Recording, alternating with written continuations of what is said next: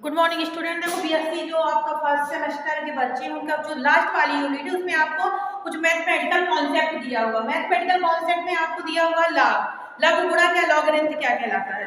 लघु गुणा क्या कहलाते हैं? समान राशियों का गुणनफल। देखो समान राशियों का जो गुणनफल निकाला जाता है, यदि राशि ए तो परस्पर एन का गुणा किया जाए, तो जैसे कि राशि ए है अब उसका गुणा किया जाए ए एन से ए एन, तो ये क्या कहलाता है? लॉग के अकॉर्डिंग आता है। लॉग गुणा चीजें घातांक के नियम, घातांक का नियम तो समझ सकते हो, जैसे x की घात m, ठीक है, x की घात n, ये सब क्या घात जो कहलाती है लॉग में अकॉर्डिंग आती है।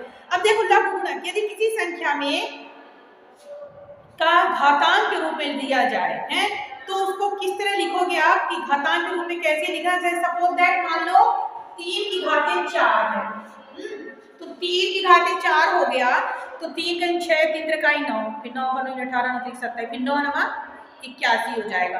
तो 81 क्या निकल आएगा? इसका घात निकल आएगी। 81 क्या हो जाएगी? इसकी घात हो गई। अब 81 घात जो हो गई, इसके बाद लघु गुणक के रूप में आप लिखोगे तो सीधा सिंपल लिखोगे कि log 3 इक्वल टू, आपको मालूम है कि 3 का 4 की घात कितनी, 3 की घात कितनी थी? 4, ठीक है, तो 81 ऐसा लिख दोगे, 81 बराबर 4। भी सीधा सिंपल है कि 3 की घात 4 थी, जब अपन 3 का 4 बार इंटू किया तो हमको 81 आया, तो log 3 जो कितना आया, इसमें मल्टीप्लाई करने से आया, ये हो गया। अब देखो लघु गुणक जो कहलाता है, लघु गुणक के प्रकार जो होते हैं आप देखो, शॉर्ट में है, कोई आपको ज्यादा नहीं है। लघु गुणक देखो दो प्रकार का होता है, एक तो नेचर होता है जिसको प्राकृतिक होता है, दूसरा होता है सर्व लघु गुणक कहलाता है। देखो एक प्राकृतिक लघु गुणक होता है, दूसरा सब लघु गुणक होता है। जो प्राकृतिक लघु गुणक होता है इसको हम क्या कहते हैं मैथमेटिकल भाषा में? नेपेरियन। याद रखना, नेपेरियन के नाम से भी जाना जाता है। जो प्राकृतिक लघु गुणक कहलाता है उसको हम नेपेरियन के नाम से भी जानते हैं, ठीक है।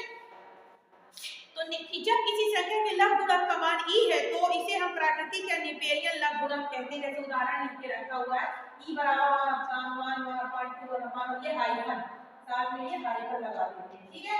तो ये क्या कहलाता है? प्राकृतिक संख्या। याद रखना, पेपर में यदि पूछता है लघु गुणक कितने प्रकार का होता है, तो दो प्रकार का होता है। प्राकृतिक लघु गुणक जिसे नेपेरियन के नाम से भी पूछा जा सकता है कि नेपेरियन लघु गुणक, और दूसरा सब लघु गुणक कहलाता है।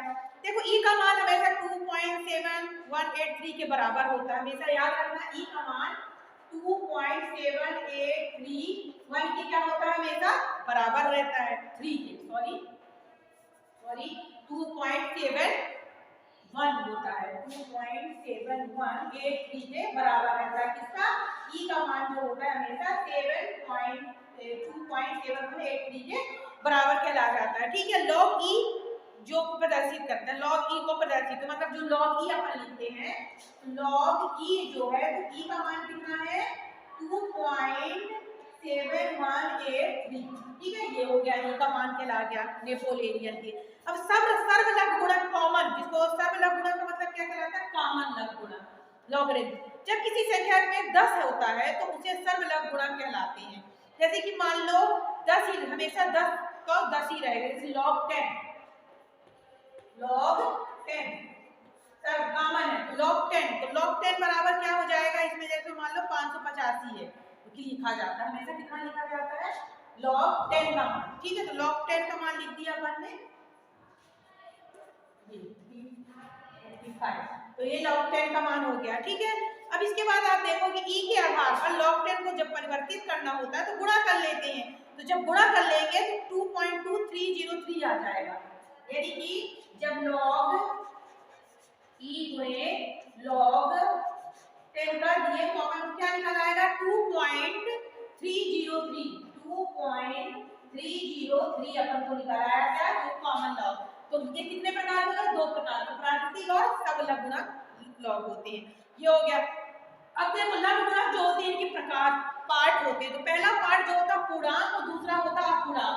पूर्णांक को क्या कहते हैं अपन? कैरेक्टरिस्टिक पार्ट भी कहा जाता है। लघु लॉगरिथम में जो पूर्णांक वाला भाग होता है उसको कैरेक्टरिस्टिक भी कहा जाता है, और दूसरा जो होता है उसे हम क्या कहते हैं? मैंटिसा कहते हैं। डी दो हो गए, एक होता है पूर्णांक और दूसरा अपूर्णांक।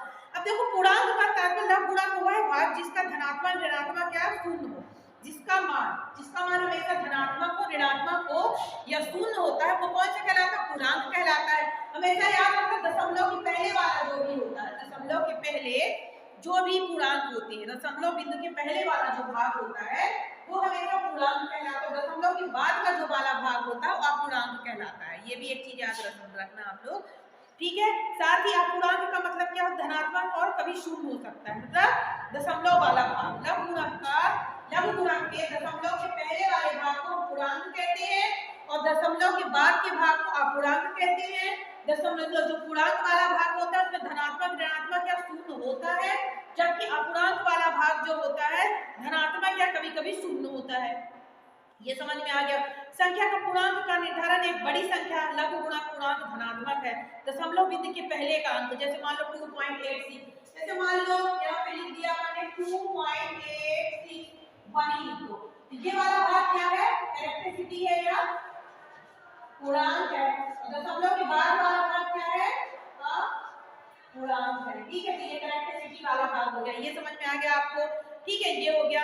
अब इसके बाद आप देखो पूर्णांक ज्ञात करनी, यदि संख्या 1 से बड़ी है तो पूर्णांक दशमलव बिंदु के बाईं अंक की तुलना में हो जाएगा। 3 माइनस 2 है तो कितना?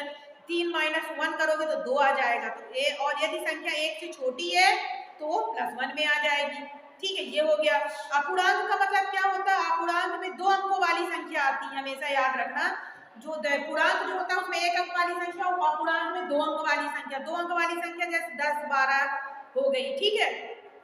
ये को क्या कहेंगे अपन? अपूर्णांक संख्या कहेंगे। ये समझ में आ गया होगा। पूर्णांक में 0 1 2 3 दशमलव स्तंभ होते हैं, क्या कहलाते हैं? दशमलव के स्तंभ के रूप में काम करते हैं इसमें, ठीक है। ये समझ में आ गया होगा इतना।